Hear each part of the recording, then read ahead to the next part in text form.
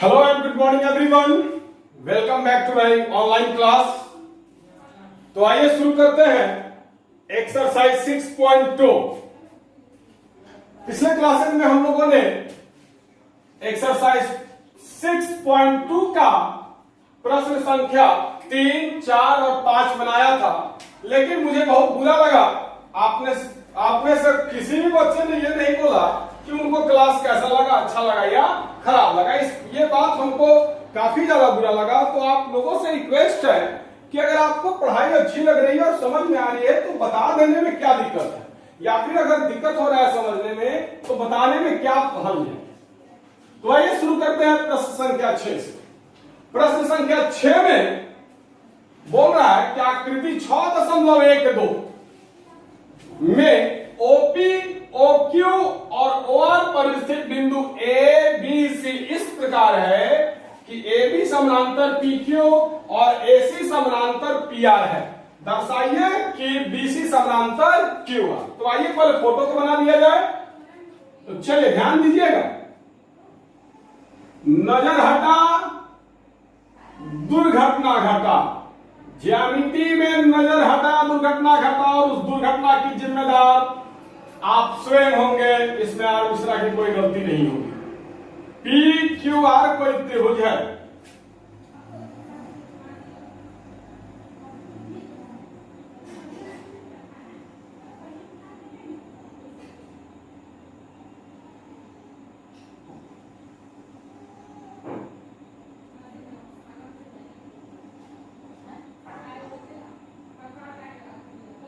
ये है बिंदु ओ,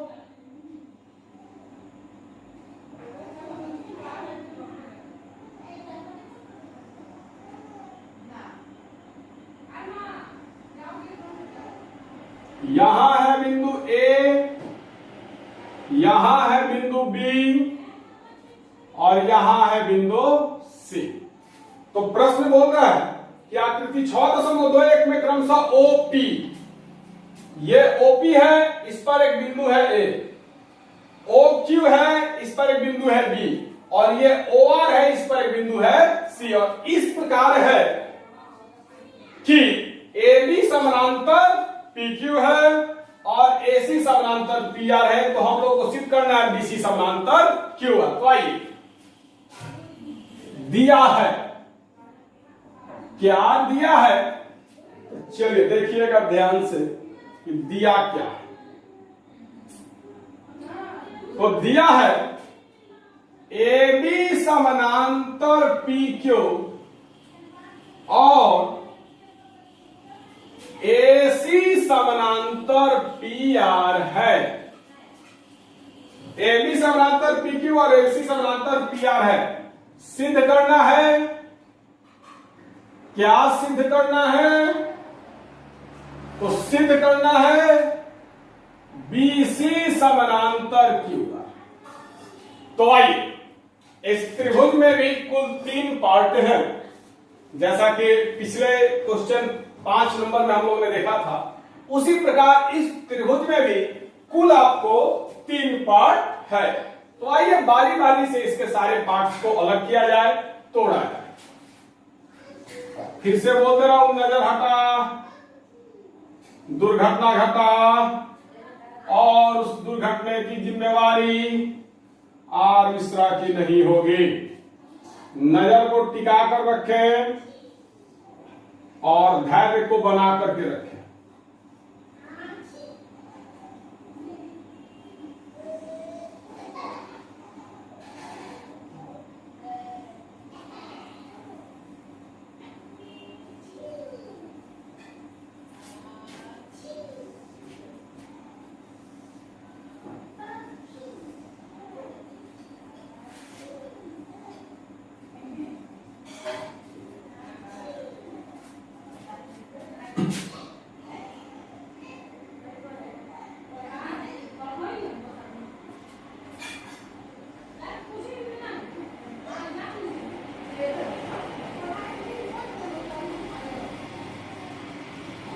तो चलिए अपने कारवा को शुरू किया जाए।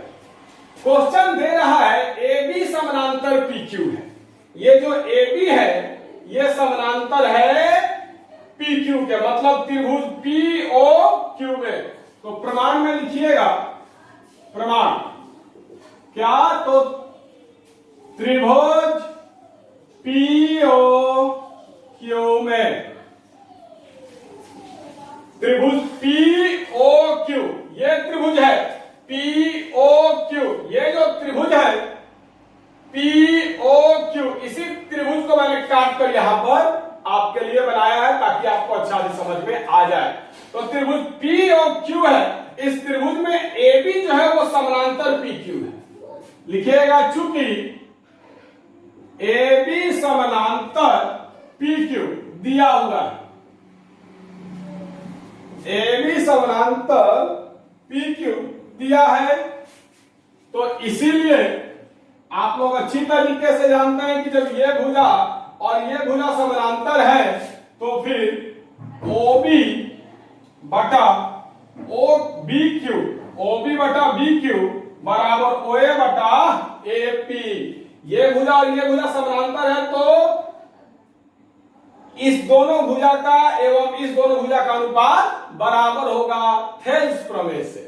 तो चूंकि ए बी समानांतर पी क्यू है, ये ए बी है, ये पी क्यू, दोनों समानांतर है, तो इसीलिए ओ बी बटा बी क्यू, हमेशा समझाते हैं नोखी के तरफ से चलिए, नोखी यहां है, इधर से चलना है, तो ओ बी बटा बी क्यू बराबर ओ ए बटा ए पी, ओ ए बटा ए पी। कैसे, तो आप लोग जानते हो थेल्स प्रमेय से। थेल्स प्रमेय क्या कहता है, तो थेल्स प्रमेय कहता है कि किसी त्रिभुज की किसी एक भुजा के समानांतर अगर कोई रेखा खींची जाए तो अन्य दो भुजाएं एक ही अनुपात में विभाजित होती हैं। तो ये त्रिभुज पीओ क्यू में ए बी पी क्यू के समानांतर खींच दिया गया तो ये जो भुजाओं का अनुपात है वो क्या हो जाएगा, बराबर हो जाएगा। तो ये हो गया समीकरण एक, ध्यान से समझ लीजिएगा। ए बी और पी क्यू समानांतर है, दिया है, तो ओ बी बटा बी क्यू, ओ बी बटा बी क्यू और ओ ए बटा ए पी, ओ ए बटा ए पी दोनों का अनुपात क्या होगा, बराबर होगा थेल्स प्रमेय से। इसको मान लो समीकरण एक, क्या मान लो, समीकरण एक। अब मैं इसको मिटा रहा हूं, अब आगे बढ़ते हैं। अब हम लोग आते हैं त्रिभुज पीओ आर में, तो लिखिएगा एवं त्रिभुज पीओ आर में, इस त्रिभुज में, त्रिभुज पीओ आर, ये जो त्रिभुज आपके सामने मैंने बनाया है पीओ आर, इस त्रिभुज में एसी समानांतर पीआर है। ये जो भुजा एसी, ये जो रेखा एसी है वो इस भुजा पीआर के समानांतर है। तो लिखिएगा चूंकि एसी समानांतर पीआर दिया है, क्वेश्चन में ही दिया हुआ है एसी समानांतर पीआर है, ये जो एसी है और ये जो पीआर ये समानांतर है, तो इसीलिए थेल्स प्रमेय क्या कहता है, तो ओसी बटा सी आर बराबर ओ ए बटा ए पी, अनुपात बराबर होगा। ये भुजा और ये भुजा समानांतर है तो इतना बटा इतना बराबर इतना बटा इतना, तो आप लिख सकते हैं ओसी बटा सी आर बराबर ओ ए बटा ए पी। किसी त्रिभुज की एक भुजा के समानांतर अगर कोई अन्य भुजा, अन्य कोई रेखा खींची जाए तो अन्य दो भुजा एक ही अनुपात में बराबर होती है, थेल्स प्रमेय कहता है। तो एसी और पी आर समानांतर है तो ओसी बटा सी आर बराबर ओ ए बटा ए पी, तो ओसी बटा सी आर बराबर ओ ए बटा ए पी। कैसे, तो थेल्स प्रमेय से।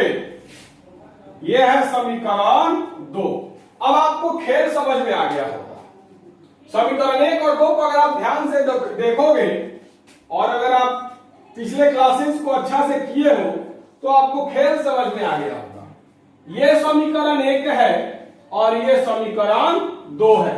इस दोनों समीकरण का एक साइड बराबर है, ओ ए बटा ए पी, ओ ए बटा ए पी। एक साइड क्या है, बराबर है। तो अगर दो समीकरण का एक साइड बराबर हो तो दूसरा साइड भी बराबर हो जाता है। तो लिखिएगा समीकरण एक एवं दो से, समीकरण एक एवं से एक साइड बराबर है तो दूसरा साइड भी बराबर हो जाएगा। OB बटा BQ बराबर हो जाएगा OC बटा CR के। समीकरण 1 एवं 2 से OB बटा BQ बराबर हो जाएगा OC बटा CR के, क्योंकि एक साइड बराबर है। अब आप ध्यान से देखिएगा, ये जो मैंने फोटो बनाया है नीचे, इस फोटो को, ये त्रिभुज OBR, ये जो त्रिभुज है, इस त्रिभुज को काट कर मैंने यहां लिखा है। अब आप देखिएगा हम लोग क्या आ गया, OB बटा BQ, OB बटा BQ बराबर है OC बटा CR के, बराबर है OC बटा CR के, मतलब भुजाओं का अनुपात बराबर है। तो थेल्स प्रमेय का विलोम क्या कहता है कि अगर भुजाओं का अनुपात बराबर है तो तीसरी भुजा के समानांतर होगा, ये कहता है थेल्स प्रमेय का विलोम। तो लिखिएगा अतः ये BC और ये QR क्या हो जाएगा, समानांतर हो जाएगा। अतः BC समानांतर QR थेल्स प्रमेय के विलोम से, थेल्स प्रमेय के विलोम से प्रूव्ड। वीडियो को रोक करके उतारिए, वीडियो को रोको और तेजी से उतारो।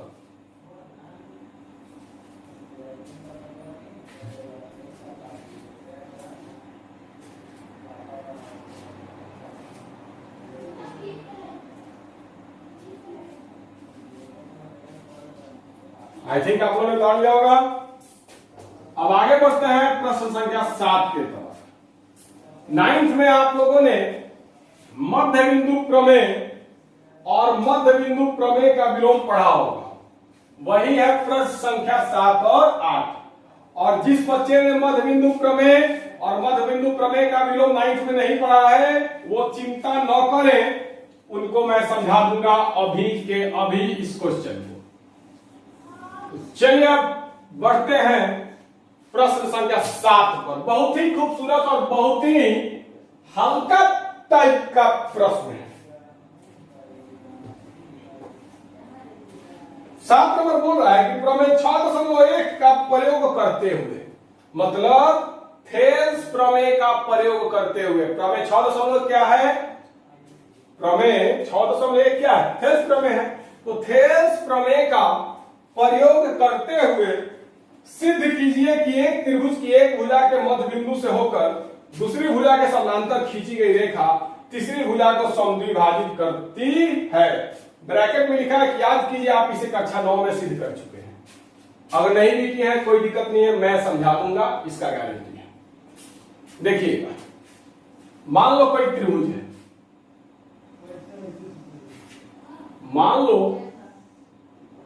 कि कोई त्रिभुज है, मान लो कोई त्रिभुज है A, B और C। तो एक त्रिभुज की, क्वेश्चन में ध्यान समझिएगा, एक त्रिभुज की एक भुजा के मध्य बिंदु से होकर, अब मान लो इस त्रिभुज में 3 गो भुजा है, AB, BC और AC, 3 गो भुजा है। इस तीनों में से किसी एक भुजा के मध्य बिंदु से होकर, मध्य बिंदु का मतलब होता है, मान लीजिए अगर यहां पर कोई भुजा दिया हुआ है PQ और यहां अगर इसका कोई मध्य बिंदु अगर मान लो M हो, तो मध्य बिंदु का मतलब होता है 2 बराबर भागों में बांट देगा। मध्य बिंदु का मतलब क्या होता है, बीच वाला बिंदु, मध्य बिंदु, बीच वाला बिंदु, मतलब जितना इसके इधर रहेगा उतना ही इसके इधर भी रहेगा। मतलब किसी रेखा को 2 बराबर भागों में बांट देगा। अगर मान लीजिए PQ जो है वो 10 सेंटीमीटर है, PQ जो है वो 10 सेंटीमीटर है और बिंदु M जो है वो आपको मध्य बिंदु है, तो PM और MQ ये दोनों 5-5 सेंटीमीटर हो जाएगा, मतलब 2 भागों में बांट देगा। मध्य बिंदु का यही मतलब होता है। तो मान लो AB का मध्य बिंदु है M, मान लो AB का मध्य बिंदु है M, मतलब AB को 2 बराबर भागों में बांट दे रहा है। और इस बिंदु M से हम एक रेखा खींच रहे हैं, ये रेखा जो है वो BC के समानांतर है। क्वेश्चन में दिया है कि मध्य बिंदु से होकर तीसरी भुजा, मध्य बिंदु से होकर दूसरी भुजा के समानांतर खींची गई रेखा। तो मध्य बिंदु है M और इस मध्य बिंदु से होकर इस मध्य बिंदु से हम लोग एक रेखा खींच रहे हैं, जो रेखा जो है वो BC के समानांतर है। तो हम लोग को सिद्ध करना है कि ये बिंदु N जो है वो AC को भी दो बराबर भागों में विभाजित कर रहा है, यही हम लोग को सिद्ध करना है। तो आइए, दिया है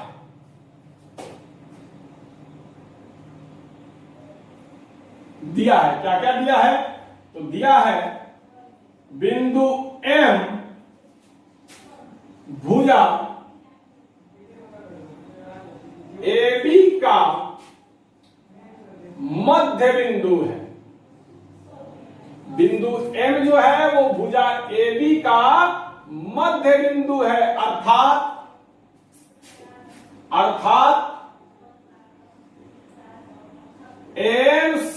M बराबर MB है। मध्य बिंदु का मतलब क्या होता है, बिंदु M जो है वो भुजा AB का मध्य बिंदु है, ये दिया हुआ है। इसका मतलब क्या हुआ, M और MB बराबर है, अर्थात M बराबर MB है। एवं MN समानांतर BC है और MN जो है वो BC के समानांतर भी है। सिद्ध क्या करना है, तो सिद्ध करना है कि बिंदु N, सिद्ध करना है बिंदु N भुजा AC का मध्य बिंदु है। सिद्ध क्या करना है, तो बिंदु N जो है, सिद्ध हम लोग को यही करना है कि बिंदु N ये जो है, ये N जो है वो भुजा AC का मध्य बिंदु है, अर्थात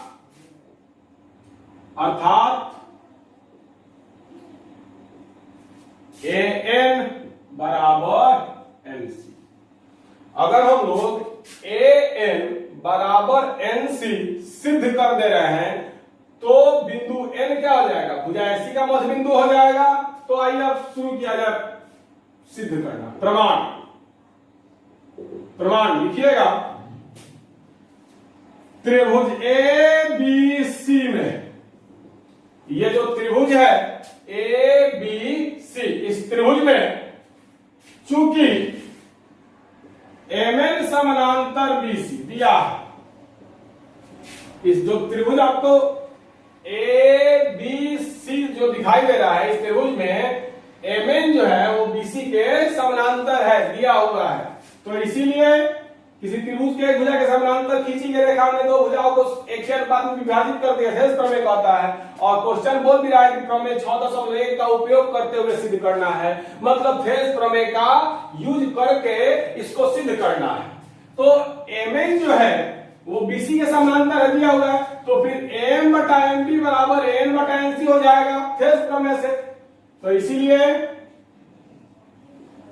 M बटा MB बराबर N बटा NC हेस प्रमेय से। चूंकि फिर से समझिएगा, ये त्रिभुज ABC है, इसमें MN जो है वो BC के समानांतर दिया हुआ है, MN समानांतर BC है, ये बात क्वेश्चन आपको दे दिया है, दिया है क्या, तो MN समानांतर BC है। तो फिर AM बटा MB बराबर N बटा NC हेस प्रमेय से। या अब AM और MB बराबर है, AM और MB क्या है, बराबर है। AM और MB क्या है, बराबर है। तो M की जगह पर हम लोग MB लिख सकते हैं, तो M की जगह पर हम लोग MB लिख दिए, अब बटा नीचे MB है तो MB ही रहेगा, बराबर N बटा NC। ब्रैकेट में लिख दीजिएगा, चूंकि M बराबर MB दिया है, AM बराबर MB दिया हुआ है, तो AM की जगह पर MB हम लोगों ने लिख दिया, क्योंकि AM और MB बराबर है, कोई दिक्कत नहीं है। तो AM की जगह पर हमने MB लिख दिया। अब देखिएगा, सेम चीज ऊपर है, सेम चीज नीचे है, MB बटा MB, तो MB से MB कट जाएगा एक बार में, MB से MB जो है वो एक बार में कट जाएगा डेफिनेटली। तो लिखिएगा या 1 बराबर an बटा nc। क्या हो जाएगा? 1 बराबर an बटा nc। अब देखिएगा nc जो है इधर भागा में है, nc कथी में? भागा में है। इधर आएगा तो गुना में हो जाएगा, मतलब तिरछा गुना करेंगे। तो आप लोग जानते हैं कि एक में किसी भी संख्या से गुना करने पर कोई परिवर्तन नहीं होता। 1 गुना 2 2, 1 गुना 4 4, 1 गुना x x, 1 गुना y y। उसी तरीके से 1 गुना nc nc, एक में nc से गुना करेंगे कोई दिक्कत नहीं होगा। अब गुना क्यों करेंगे? तो आप लोग यहां पर देख सकते हैं कि nc जो है वो भागा में है। अब जब इधर से इधर आएगा तो गुना में हो जाएगा। भागा का चिन्ह जब साइड बदलता है, LHS से RHS में जाता है या RHS से LHS में आता है तो गुना बन जाता है। तो NC क्या है? RHS में भागा में है, LHS में आएगा तो गुना हो जाएगा। तो NC गुना 1 क्या हो जाएगा? NC हो जाएगा। तो NC बराबर AN, NC बराबर AN। इसीलिए दोनों को पलट दो, इसको इधर कर दो, इसको उधर कर दो, कोई दिक्कत नहीं है। एक बराबर अगर x बराबर y दिया है, चाहे y बराबर x, दोनों तो एक ही चीज है। x बराबर y दे, चाहे y बराबर x दे, दोनों एक ही चीज है। तो हम लोग क्या करेंगे? n को इधर कर देंगे, nc को इधर कर देंगे। तो इसीलिए an बराबर nc, यही सिद्ध करना था। an बराबर nc, ये an और nc, an और nc, इस दोनों को हम लोगों ने बराबर यहां पर ला दिया। इसका मतलब कि बिंदु n जो है वो AC का मध्य बिंदु है। तभी तो बिंदु n AC को 2 बराबर भागों में बांट दिया, n और nc को बराबर कर दिया। तो n बराबर nc आ गया। तो लिखिएगा अतः बिंदु n भुजा AC का मध्य बिंदु है। प्रूफ। आप लोग वीडियो को रोक करके उतारिए, अभी इसको एक बार और समझाएंगे। आप लोग वीडियो को रोक करके उतारिए, अभी एक बार और समझाएंगे इसको।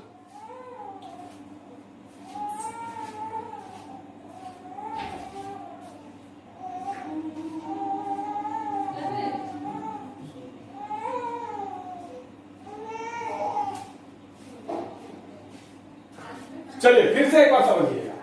क्वेश्चन बोल रहा है कि प्रमेय 6.1 का उपयोग करते हुए, मतलब थेस प्रमेय का उपयोग करते हुए यह सिद्ध करना है कि किसी त्रिभुज के एक भुजा के मध्य बिंदु से होकर दूसरे भुजा के समानांतर कोई रेखा खींची जाए तो वह तीसरे भुजा को समद्विभाजित करती है। मतलब अगर मान ले कि कोई त्रिभुज है ABC और त्रिभुज ABC के भुजा AB का मध्य बिंदु M है और M से होकर के हम एक समानांतर रेखा M से होकर के हम लोग BC के समानांतर एक रेखा MN खींच रहे हैं, तो ये जो M है ये बिंदु AC को 2 बराबर भागों में बांट रहा है। तो दिया क्या क्या है? तो बिंदु M जो है वो AB का मध्य बिंदु है, अर्थात M बराबर MB एवं MN और BC समानांतर है। सिद्ध क्या करना है? तो सिद्ध करना है बिंदु N जो है वो AC का मध्य बिंदु है, मतलब AN बराबर NC। तो त्रिभुज ABC में MN और BC समानांतर है, दिया है। तो AM बटा MB बराबर AN बटा NC हो जाएगा थेस प्रमेय से। अब AM और MB बराबर है, AM और MB बराबर है, तो AM की जगह पर हम लोग MB लिख सकते हैं। यहां पर लिख देना चूंकि AM बराबर MB दिया है। अब MB से MB एक बार में कट गया तो क्या बचा? 1 बराबर AN बटा NC। अब NC इधर गुना में, सॉरी NC इधर भागा में है, इधर आएगा तो गुना में हो जाएगा। तो गुना किसके साथ होगा? 1 के साथ। तो NC गुना 1 NC, एक में किसी भी संख्या से गुना करो कोई दिक्कत नहीं होता। तो NC बराबर N, इसको पलट दो, N बराबर NC।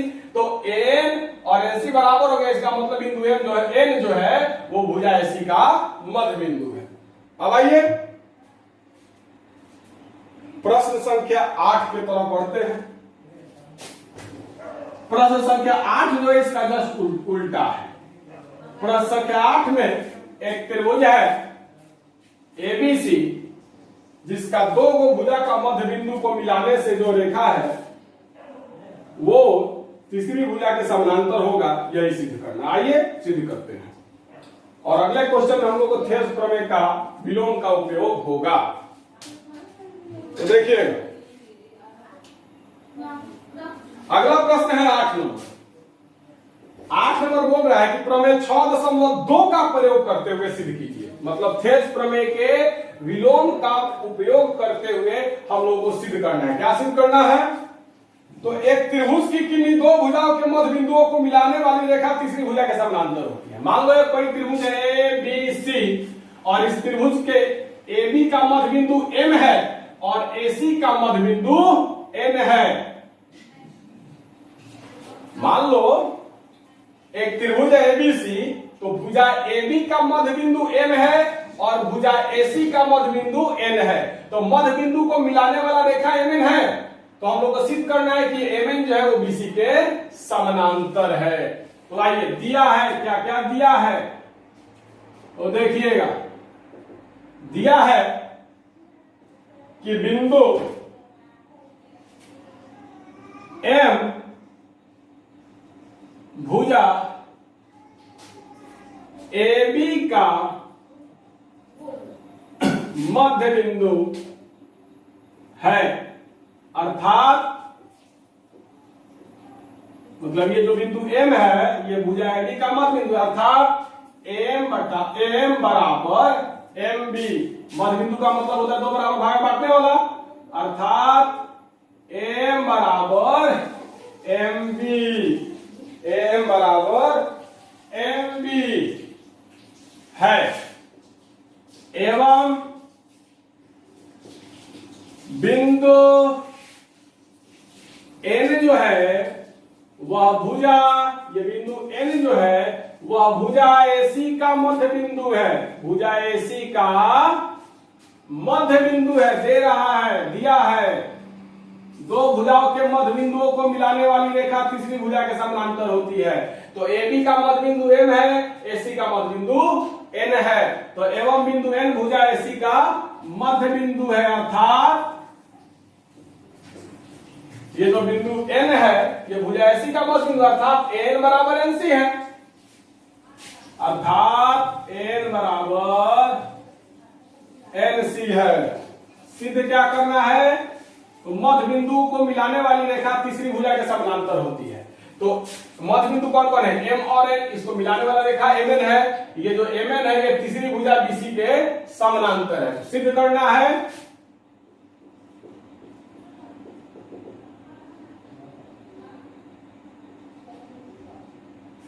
सिद्ध करना है एम एन समानांतर बीसी, मध्य बिंदुओं को मिलाने वाली रेखा तीसरी भुजा के समानांतर होती है। प्रमाण लीजिएगा, आसान क्वेश्चन है। प्रमाण यहां हम लोग अपने मर्जी से एम बटा एम बराबर 1 लिख सकते हैं। एम बटा एम बराबर 1, एम बटा एम बराबर 1 लिख सकते हैं। एम से एम कट जाएगा, 1 बचेगा। तो एम बटा एम बराबर 1 लिख सकते हैं अपनी मर्जी से, कोई दिक्कत नहीं है। एम बटा एम बराबर 1, चाहे एम बी बटा एम बी बराबर 1 वो भी आप लिख सकते हो। चाहो तो एम बी बटा एम बी बराबर 1, मतलब सेम चीज से सेम चीज को कटाओगे तो 1 बचेगा। अरे भाई 2 बटा 2 बराबर 1 होता है, तो उसी तरीके से हम लोग एम बटा एम बराबर 1 लिख ही सकते हैं। अब आइए या एम बटा एम बी बराबर 1। अब ये क्या मामला है? तो चूंकि एम बराबर एम बी है, दिया है, एम बराबर एम बी दिया है। क्वेश्चन देखो ध्यान से, एम बराबर एम बी दिया है। तो एम बटा एम बराबर 1 जब हम लिख सकते हैं और ए एम और एम बी बराबर है, ए एम और एम बी बराबर है, तो एम के जगह पर एम बी हम लोग लिख सकते हैं। यहां नीचे जो मैंने एम लिखा है, इस एम के जगह पर हम लोग एम बी लिख सकते हैं, क्योंकि एम और एम बी बराबर है। तो क्या आ गया? एम बटा एम बी बराबर 1। इसको मान ले समीकरण 1। इसको क्या मान ले? समीकरण 1। तथा अब हम लोग an बटा an बराबर 1 लिख सकते हैं, चाहे nc बटा nc बराबर 1 लिख सकते हैं। an से n कट जाएगा, 1 बचेगा। n से सेम चीज ऊपर है, सेम चीज नीचे है, सेम चीज कट जाएगा, 1 बचेगा। n बटा n से n कट जाएगा, 1 बचेगा। तो n बटा n बराबर 1 हम लोग लिख सकते हैं, या n बटा nc बराबर 1 का है। तो चूंकि an बराबर nc दिया हुआ है, देखिएगा n बराबर nc दिया हुआ है, ये जो n और nc जो है वो बराबर है, दिया हुआ है। तो जब हम लोग n बटा n बराबर 1 लिख सकते हैं और an और nc बराबर है, तो यहां नीचे में n की जगह पर nc लिख सकते हैं, आराम से लिख सकते हैं। n की जगह पर nc लिख सकते हैं क्योंकि n और nc बराबर है, दिया है। इसको मान ले समीकरण 2। और अगर समझदार होगा, भगवान ने आंख दिया होगा, बटाम नहीं दिया होगा, तो समीकरण 1 और 2 दोनों दिख रहा होगा। समीकरण 1 और 2 जो है वो दोनों स्पष्ट दिख रहा होगा। तो समीकरण 1 एवं 2 से ये समीकरण 1 है और ये समीकरण 2 है। समीकरण 1 क्या है? तो m बटा mb बराबर 1। समीकरण 2 क्या है? तो an बटा nc बराबर 1। दोनों समीकरण का एक साइड बराबर है, RHS बराबर है, दोनों का RHS एक के है। तो RHS क्या है? बराबर है। तो जब एक साइड बराबर है तो दूसरा साइड भी बराबर हो जाएगा। तो समीकरण 1 एवं 2 से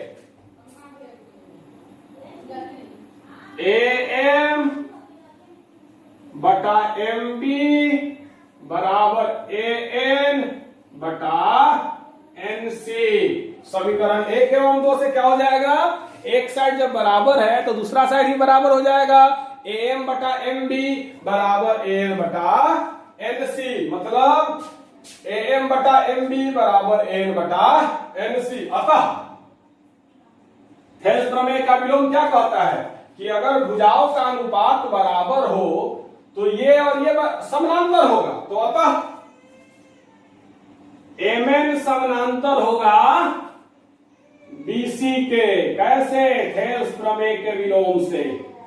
थेल्स प्रमेय के विलोम से। थेल्स प्रमेय का विलोम कहता है कि अगर अनुपात बराबर होगा तो समानांतर होगा। प्रूफ, यही ना प्रूफ करना था, थेल्स समानांतर BC। चलिए वीडियो को रोक करके उतारो।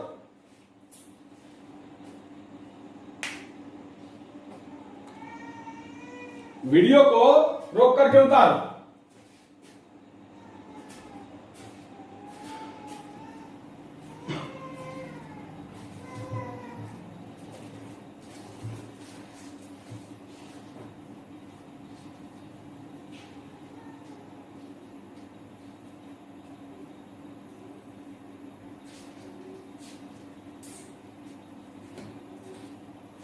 चलिए, तो आई थिंक समझ में आ गया होगा, कुछ नहीं करना था। बराबर एक, एक साइड बराबर है, दूसरा साइड बराबर हो गया, दूसरा साइड बराबर होगा, समानांतर हो गया। तो चलिए आज का क्लास यहीं पर रोकते हैं। आज हमने 3 प्रश्न बनाया। तीनों प्रश्न को खुद से बनाइए, समझाने के लिए मैंने समझा दिया, आप खुद से बनाइए और जहां समझने में दिक्कत हो वीडियो से देखिए, जम के प्रैक्टिस कीजिए और जो भी दिक्कत हो कॉल करके बोलिए। तो आज का क्लास यहीं पर रोकते हैं। बहुत बहुत धन्यवाद। Have a nice day.